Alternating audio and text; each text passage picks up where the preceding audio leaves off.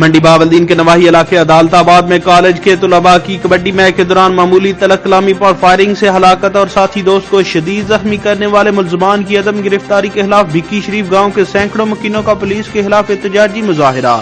Sargodha high وے کو tyre جلا کر بلاک کر دیا گیا تھا، تاہم دوران احتجاج ڈی پی او ناصر خان سیال کی انصاف کی یقین دہانی کے بعد مظاہرین اور پولیس کے درمیان مذاکرات کامیاب۔